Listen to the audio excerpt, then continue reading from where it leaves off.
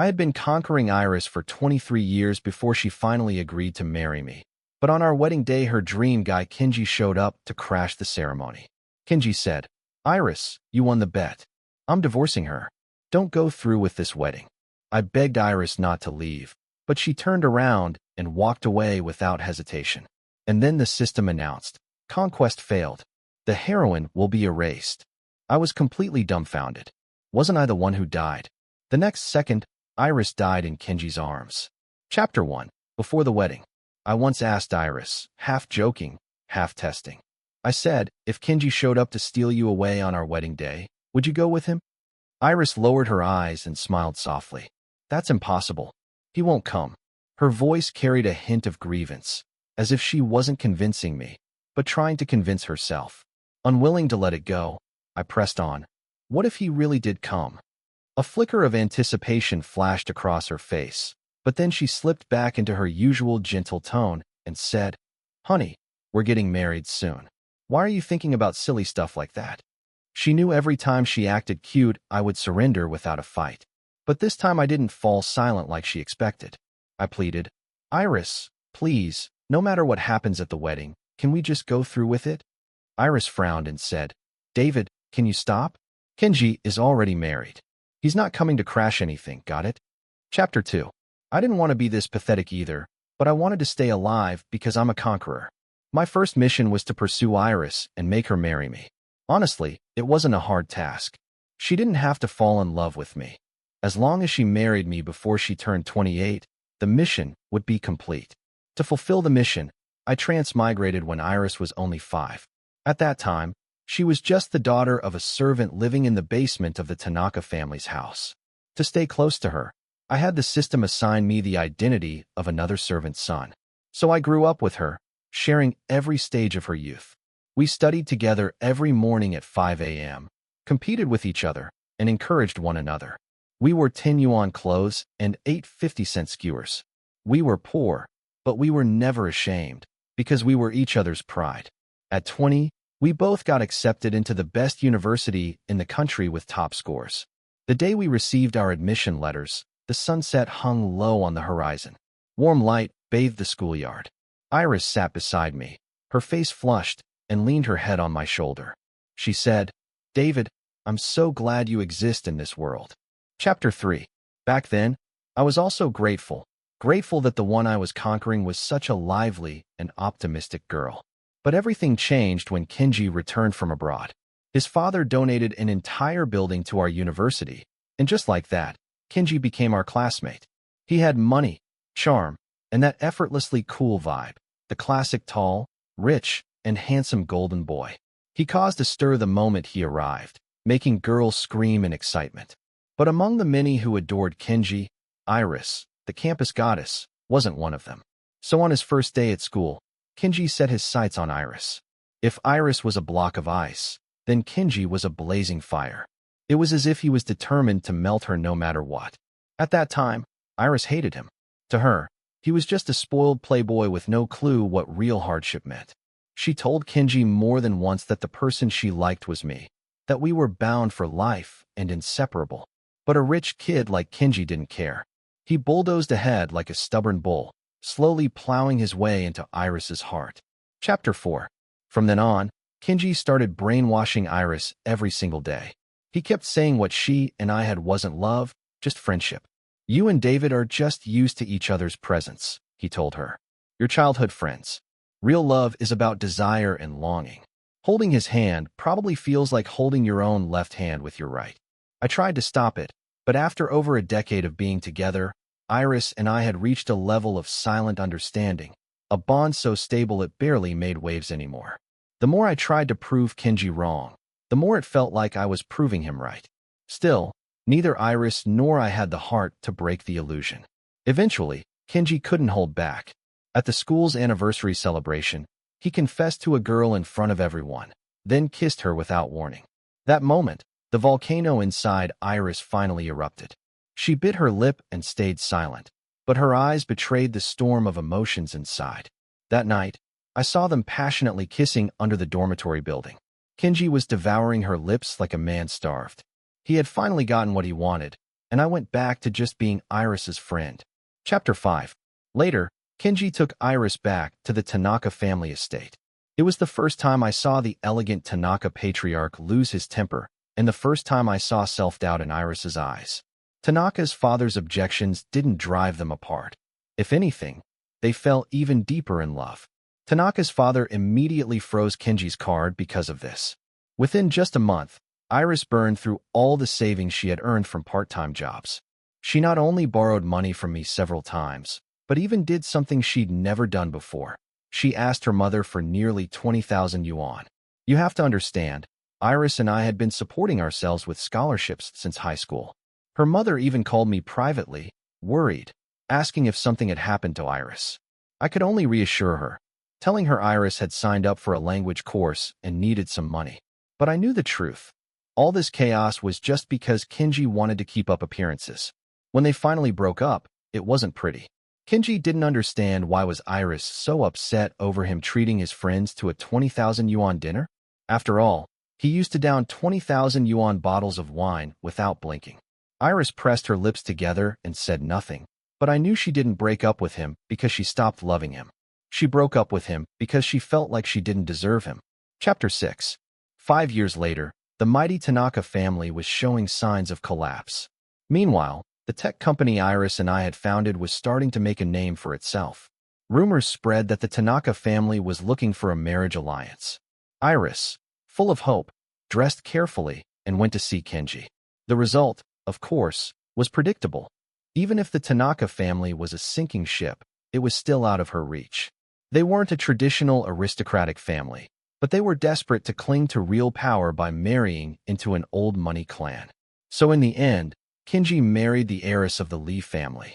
Iris started hitting the clubs and drowning herself in alcohol, crying herself to sleep every night.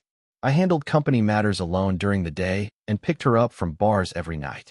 Every time she got drunk, her flushed cheeks reminded me of the girl under the sunset that day, and my heart ached. Back then, she must have truly thought having me in her life was a good thing. Chapter 7.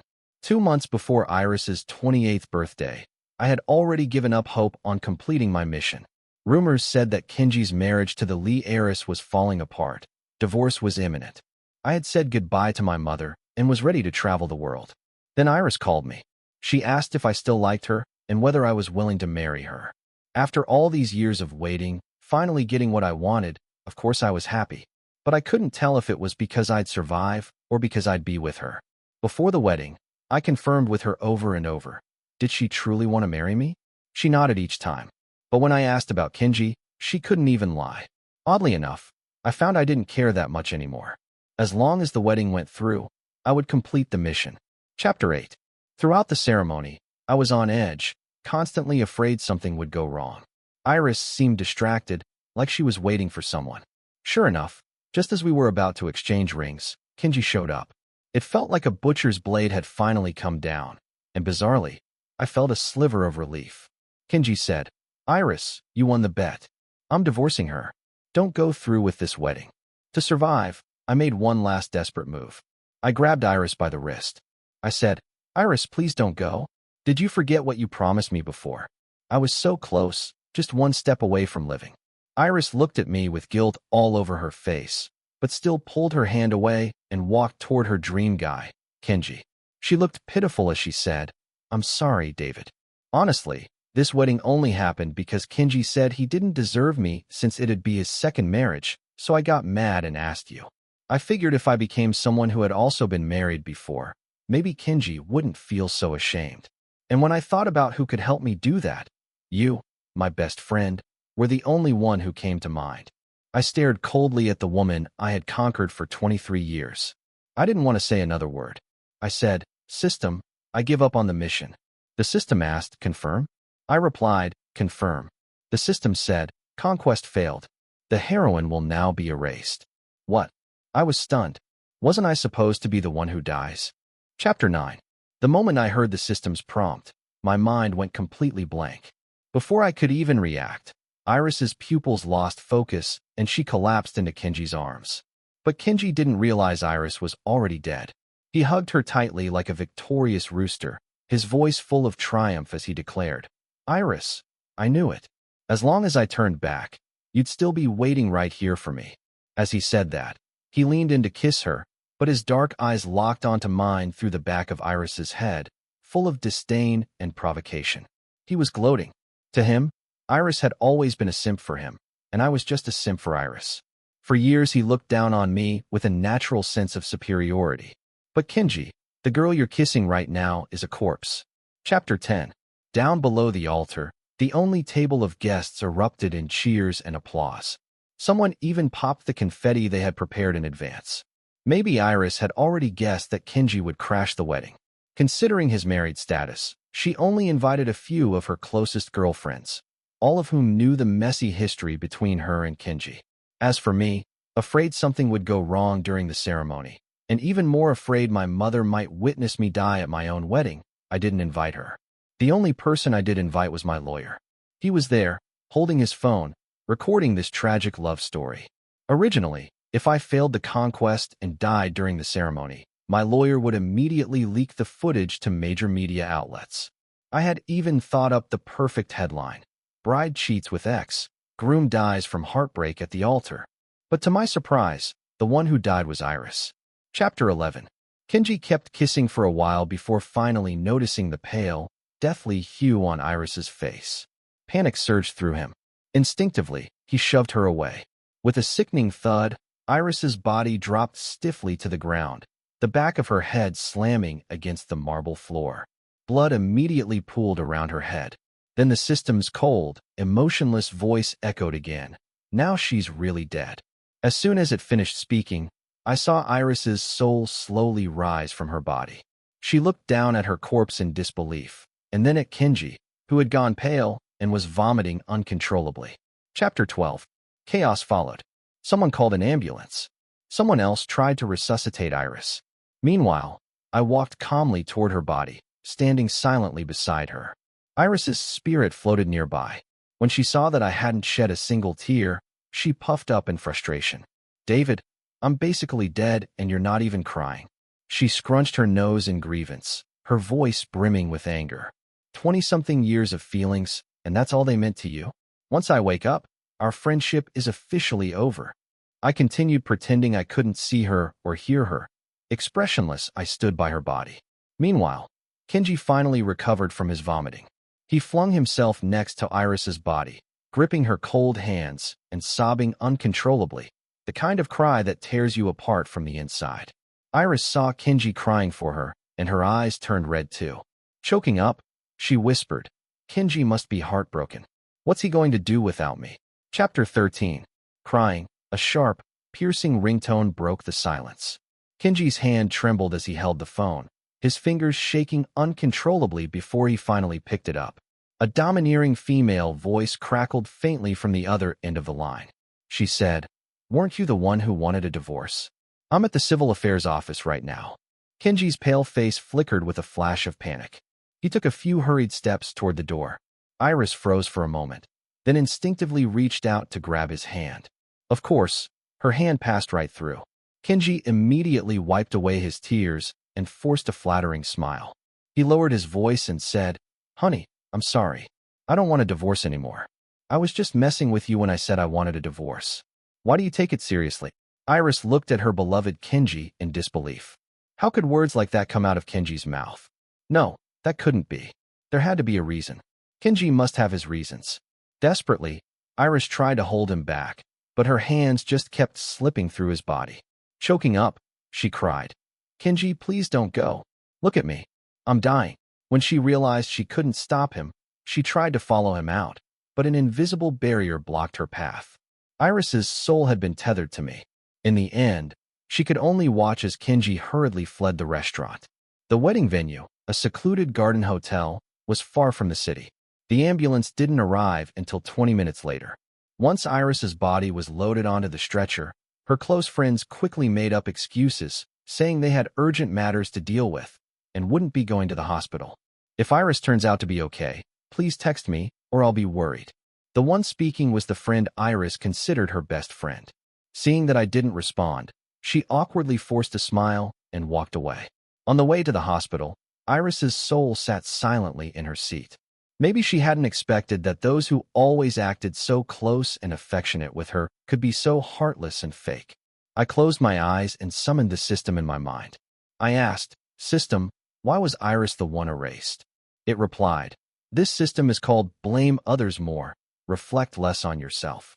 You've diligently tried to conquer her for 23 years and still failed to win her over. That clearly means she's the problem. Just erase her." I gritted my teeth. "Why didn't you say that earlier?" The system scoffed. "Why didn't you ask earlier?"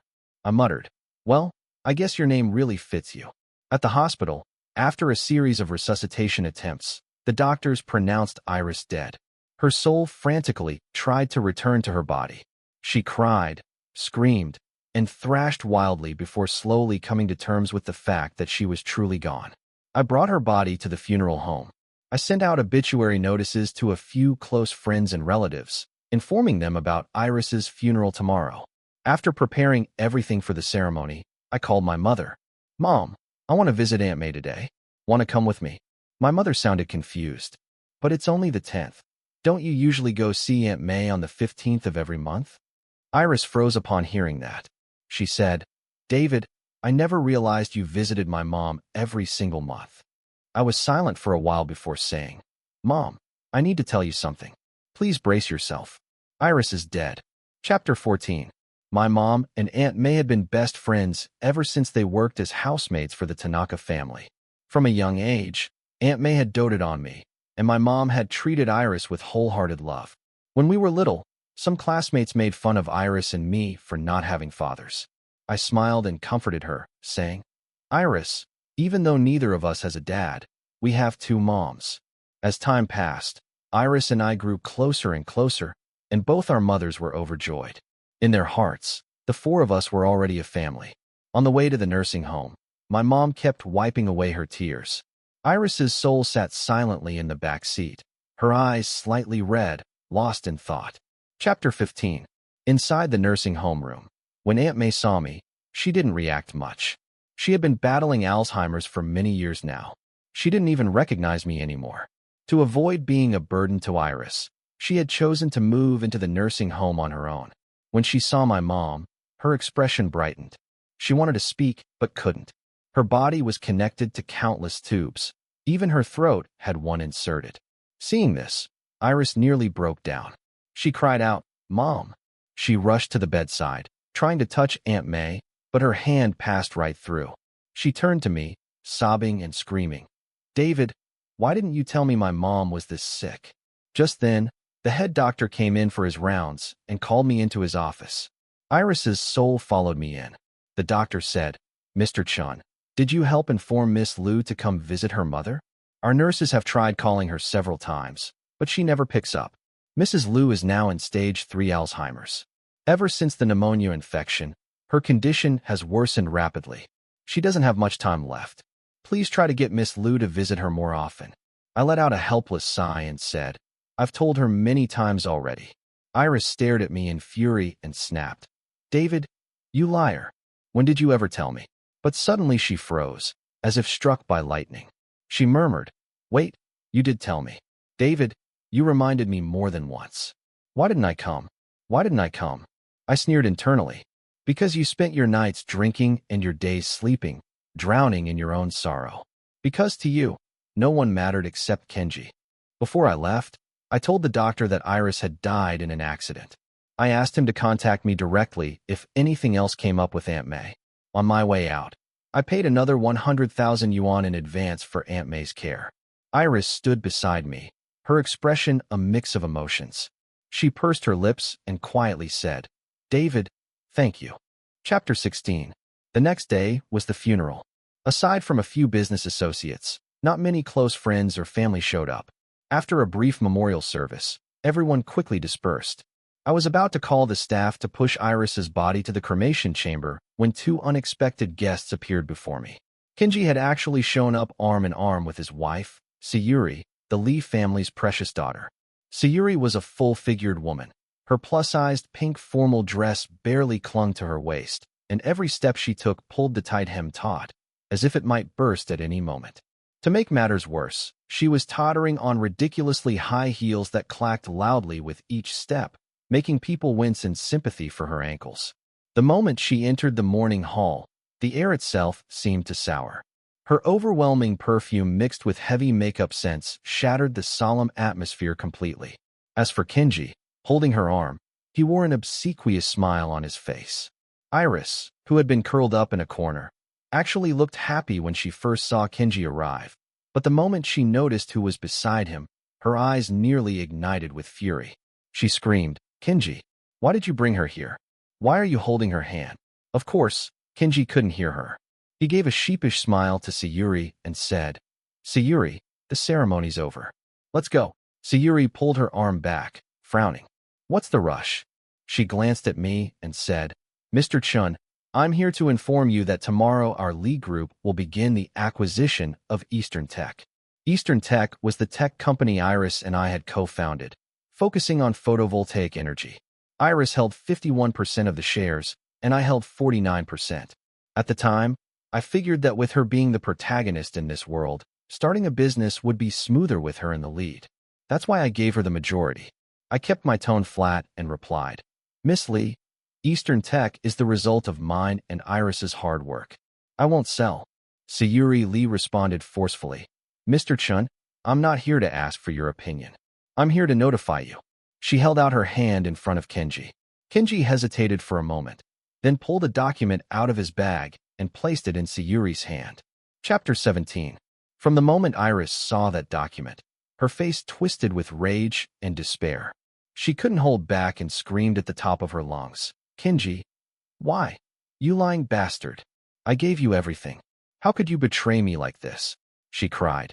"You said you were drowning in debt and couldn't divorce her. That's why I gave it to you."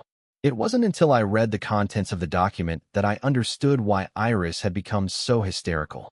It was a contract stating that Iris had transferred all her 51% shares in Eastern Tech to Kenji as a gift. A lawyer had drafted the agreement, and it had been notarized at a legal office. I checked the date. It had been signed before Iris and I registered our marriage. That meant the shares had been her personal assets while she was still single. Even though we were married now, I had no legal right to reclaim them. Now Kenji held the majority of shares in Eastern Tech, 51%. As long as he agreed, he could sell the company. Fury I had buried deep inside me began to boil. That brain-dead Iris really brought this on herself. Eastern Tech was my creation. I had built it from scratch. Ever since Kenji married her, she had barely contributed to the company. If I hadn't been trying to leech off her protagonist aura, I would have claimed more shares for myself long ago. Chapter 18. I finished reading the gift contract, searching desperately for any loophole. There wasn't a single one. Sayuri smiled sweetly, sickeningly so. Her eyes sparkled with cunning as she said in a soft voice, "Mr. Chun, no need to keep checking. I wouldn't have come to you if we hadn't already verified its authenticity." I let out a sarcastic chuckle. "Miss Lee, you really are something. I used to think you didn't know about all the dirt between Kenji and Iris. Turns out, not only did you know, you're planning to cash in on it." Kenji's face flared with anger at my words. He growled through gritted teeth, "David, stop spouting nonsense. I've always seen Iris as a sister. She gave me the shares out of gratitude for how the Tanaka family took care of her back in the day." Then he quickly, as if swearing loyalty, "The only woman I've ever loved is Sayuri."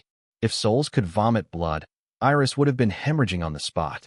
After everything she had done for him over the years, all she got in return was like a sister, and now her entire fortune had been handed over to Sayuri. If Eastern Tech weren't the product of my blood, sweat, and tears, I might have burst out laughing. "Iris, you really brought this on yourself." I turned to Kenji and said coldly, "Kenji, Iris gave you her whole heart, and you're saying this in front of her coffin? Don't you feel even a shred of guilt?" Hearing this, Iris looked at him, eyes full of desperate hope. A flicker of panic flashed across Kenji's face. He said, "David, I know you've always been jealous of me. You've loved Iris for years, but she always had eyes for me. Still, the only one I've ever truly loved is my wife." Iris lifted her hand, face twisted with disgust, and tried to slap Kenji across the face. She shouted, "Kenji, you bastard. You're the one who told me you felt sick just looking at Sayuri. You said marrying her was just to protect the Tanaka family. That I was the one you really loved. Why? But no matter how many times she tried to hit him, her ghostly slaps disappeared into thin air. Chapter 19. Watching Iris fume and flail like that only made me feel sick. I took out the video our lawyer had recorded yesterday of Kenji crashing the wedding and handed it to Sayuri. I said, "Miss Lee, you might want to have a look." Sayuri watched the footage and responded with total indifference. Kenji did try to divorce me before. I agreed. But yesterday he changed his mind, said he regretted everything and didn't want to go through with it. To prove how sorry he was, he offered this generous bride price and proposed to me again. Since he's showing such sincerity, I've decided to let the past go. I gave her a cold smile, one corner of my mouth twisting in disdain. I said, "How gracious of you, Miss Lee. With a juicy prize like Eastern Tech on the table, your husband cheating on you seems like no big deal now. Then again, who could blame him with someone like you waiting at home? He probably couldn't stomach it." Sayuri's expression finally cracked. Through clenched teeth, she hissed, "David, instead of playing games with me, maybe you should start worrying about your disabled employees. The Lee family isn't as charitable as you are. Once we take over Eastern Tech, the first thing we'll do is kick all of them out." She then turned and snapped at Kenji. "What are you standing around for? Let's go." And with that, Sayuri stormed off, dragging Kenji behind her. Chapter 20. Kenji, oh Kenji. I had originally thought I'd let you off the hook, seeing how pathetic your life had become. But you really are scum. You're aiming for Eastern Tech now. You coveting me, I tolerated that. But you coveting my money, that I will not. I took out my phone and called my lawyer. Iris, hearing the conversation, no longer looked hopeless. She actually seemed relieved. She said, "David, thank you. Even now you're still willing to protect the company for me. I must have been blind before. I'm sorry, David. Eastern Tech is my life's work. Protect it for you." What a joke. The system chimed in coldly. Don't tell me she still thinks she's coming back to life. Chapter 21. That night, I told the system to keep Iris's soul locked outside my bedroom door. I slept soundly, but early the next morning, I was jolted awake by a sharp, persistent ringtone. It was the manager of one of our downstream factories. "Mr. Chun, you need to come here quick. A bunch of our workers are protesting and causing trouble. We already had a tight delivery deadline on that European order. If this goes on and we miss it, we'll owe them 10 times the penalty for breach of contract." I asked for more details. Apparently, right at the start of the workday, some people had started spreading rumors. Rumors that because of Iris's death, I had lost the will to continue running Eastern Tech, that I was planning to sell the company to the Lee Group. But the Lee Group was only interested in acquiring the core IC chip technology and the engineering team. As for the rest of the company and the workers at the downstream factories, they didn't want them, and once I sold the core assets, I'd shut down the rest of the business, factories, staff, everything, without a second thought. Absolutely ridiculous. Back when Iris and I started this company, we put everything we had into it. To develop the solar IC controller chip, we did it so we'd never have to be at anyone's mercy again. And now you're telling me I'd just hand it over? Please, this is just the Lee family getting cocky, using dirty tricks to throw me off. Chapter 22. I decided to go to the factory and calm things down in person. By the time I arrived, dozens of workers had already gathered at the entrance. As soon as I got out of the car, the plant manager and several senior executives came to greet me. Immediately, the crowd of workers surged forward and surrounded me. Iris, standing nearby, looked panicked. What do we do, David? These workers aren't reasonable at all. Almost like she jinxed it, the workers began shouting angrily. Mr. Chun, are you really shutting the factory down? What about the solar equipment we installed in our homes? I paid 200,000 yuan for mine. Someone else chimed in. Yeah, we want compensation. And another shouted, give us our money back. Honestly, their anger wasn't unjustified.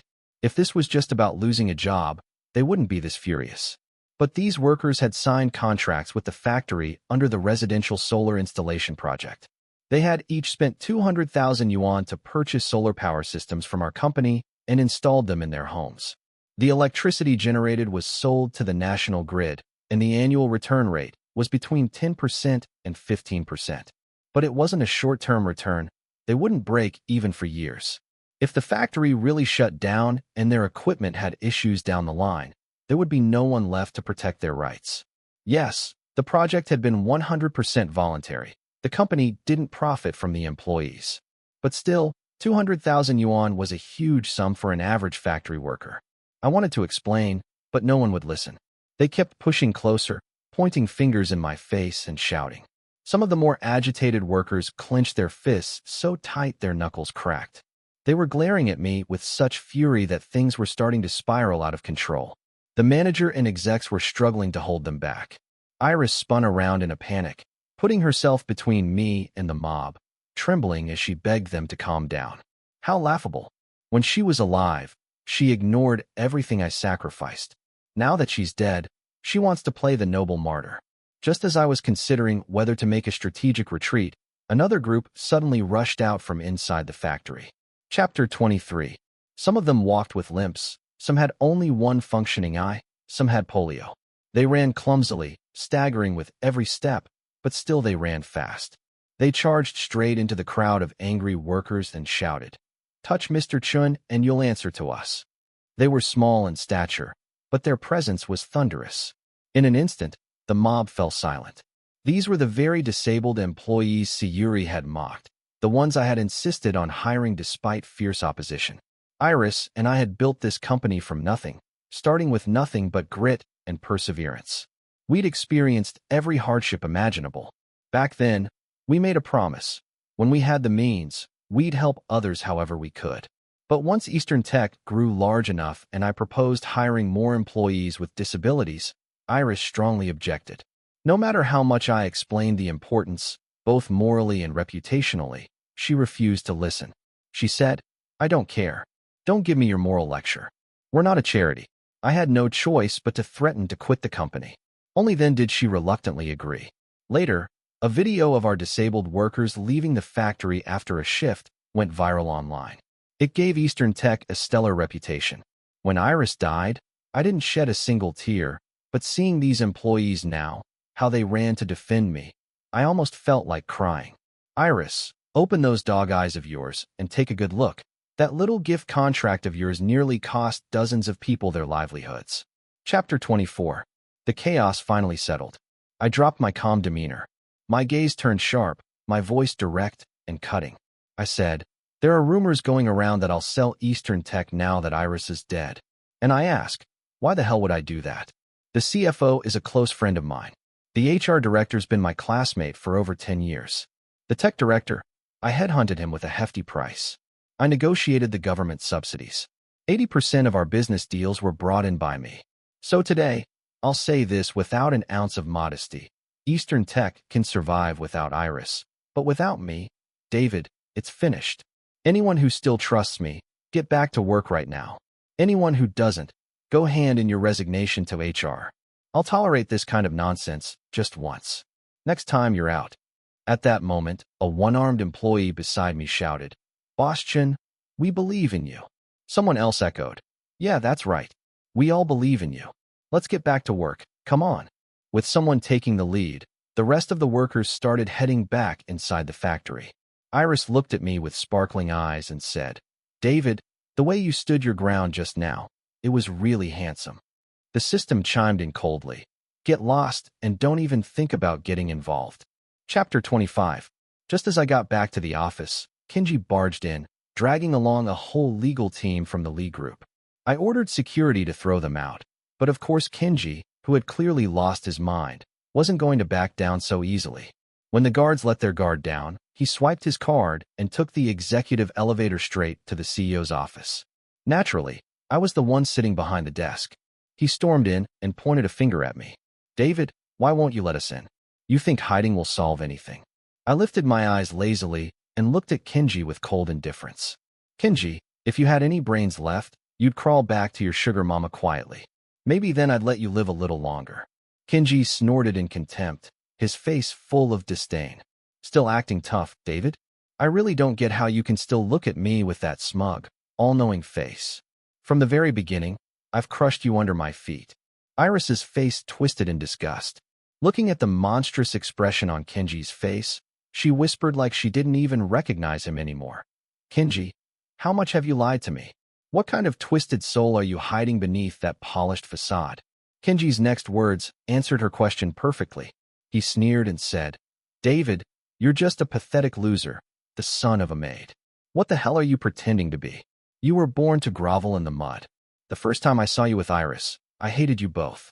I hated those fearless eyes of yours. I'm the heir of the Tanaka family, and yet you dared look at me without an ounce of submission. The deeper your friendship with Iris got, the more I wanted to destroy it. How else could I prove I was born better than you? It's hilarious how I pretended to be madly in love with Iris, and she actually believed it. She's so naive. A girl like her, I was just toying with her, and she fell for it. Remember when I insisted she give me 20,000 yuan? I just wanted to see how stupid she could be. When she begged her maid of a mom for money, I nearly died laughing. Iris's eyes burned with fury. Her teeth chattered, and her whole body trembled uncontrollably. She glared at Kenji like she wanted to rip the flesh off his bones.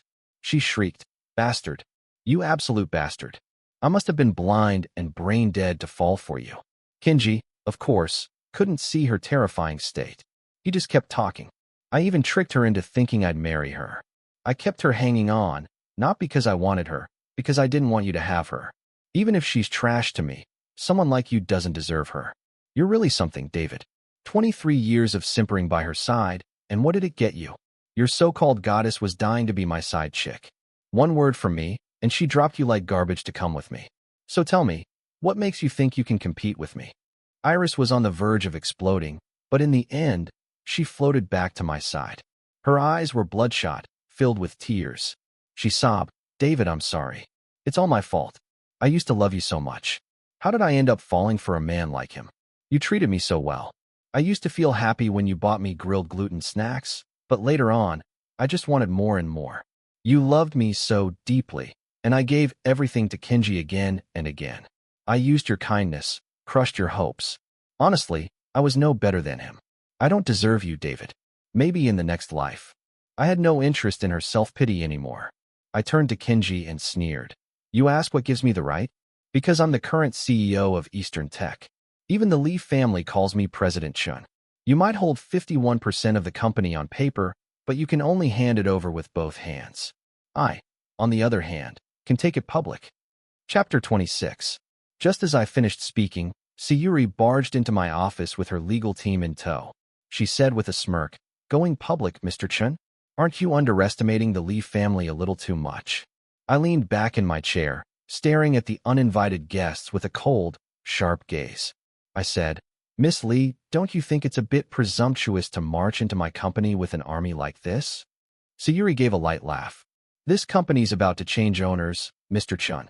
No need to be so uptight." I let out a cold laugh. "Seems like my lawyer's been slacking.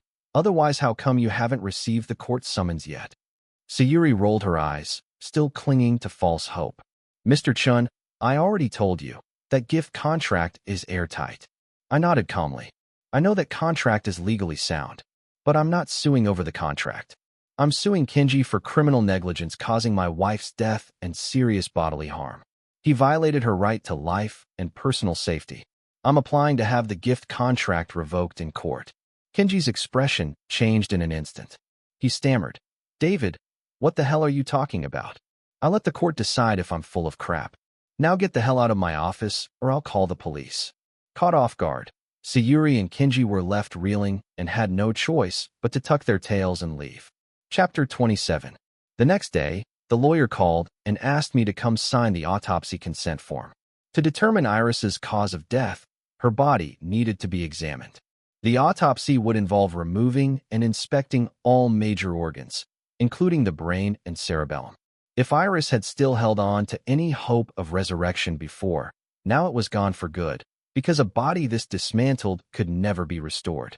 Yet Iris quietly followed behind me and said, "David, if this can help save Eastern Tech, I'm willing.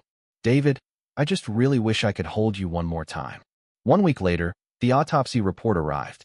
After a full-body examination, Iris's cause of death was found to be a ruptured aortic vessel caused by long-term drinking and sleep deprivation. While the condition is nearly always fatal, there is a tiny chance of survival with immediate medical attention. Trauma to the back of her head resulted in hemorrhagic shock, which accelerated the time of death. Both conditions were independently fatal. As I read the report, Iris hovered beside me, staring at it in silence. Then she collapsed to the ground, holding her head, sobbing. I did this to myself. I wrecked my body for Kenji, and in the end, he's the one who finished me off. With this report in hand, Kenji could at least be charged with criminal negligence causing serious injury. As the recipient of the gifted shares, he had caused serious harm to Iris's physical safety and life rights. As her legal representative, he could petition the court to void the gift contract. 1 month later, Kenji was sentenced to prison for negligent harm. Meanwhile, a massive scandal about the Lee Group went viral online. Lee heiress Sayuri uses her husband's affair and a gift contract to seize Eastern Tech. Groom crashes his mistress's wedding, sending the bride to her death on her wedding day. Shortly after, the Lee Group's official social media account released a statement. Miss Sayuri has been relieved of all duties. Future matters will be handled by Lisa. Chapter 28. These days, Iris did nothing but beg for my forgiveness. The system told me she was about to dissipate. I went alone to the track field where we first held hands. The sun was almost gone, and the remaining glow lit the sky in brilliant shades of red. Beautiful, but heartbreakingly lonely. Iris's soul had grown faint, nearly transparent, like one gust of wind could blow her away. She sat beside me and tried to lean her head on my shoulder again. I let out a soft sigh and said, Iris, it's time to go. She didn't seem at all surprised that I could see her. She whispered, so you really could see me all along, David? The system told the truth then. These 23 years you stayed by my side just to conquer me, and if the conquest failed, I die. So no matter how terribly I treated you, you kept forgiving me just to save my life. I said nothing. System, you really understand how to deliver a psychological gut punch. Even in death, you made her feel guilty. Iris choked out, David, if there's a next life. Before she could finish, whoosh, her soul vanished into thin air. The system announced, I kicked her off to reincarnate. Host, shall we begin the next mission? I asked, what about my mom in Eastern Tech? Your body in this world will be taken over by a clone of yourself. Think of it as every parallel world having a version of you. I sighed and said, then let's begin the next world. Extra chapter. Comedy version, please do not associate with main plot. Iris snapped. I already heard the truth from other lost souls. System, give me back my life. Every other failed love conquest just results in the conqueror being wiped. So why in my case am I the one who got erased? I've contacted the Overgod, just you wait. According to System Governance Protocol, Article 7, unauthorized termination of a soul means you're facing deletion yourself. The next second, the Overgod descended from the heavens. He frowned. Who dares accuse my son in the celestial court? Iris was speechless. She dramatically collapsed to the floor and started crawling in the shadows like a tragic ghost. Why? Why was I the one erased? This is injustice. The system scoffed. Because for 23 years, David gave it everything he had. In school, you were the protagonist, you had plot armor, studying came easy to you. Meanwhile, David got up at 5 a.m. and slept at midnight. His grades still beat yours. When it came to business, David seized the opportunity in solar energy. After building a stable company, he went against all opposition to hire disabled workers and provide jobs. Someone caught that on camera, it went viral overnight, and that's how the company's name took off. Even though his mission was to conquer you, David never gave up on himself.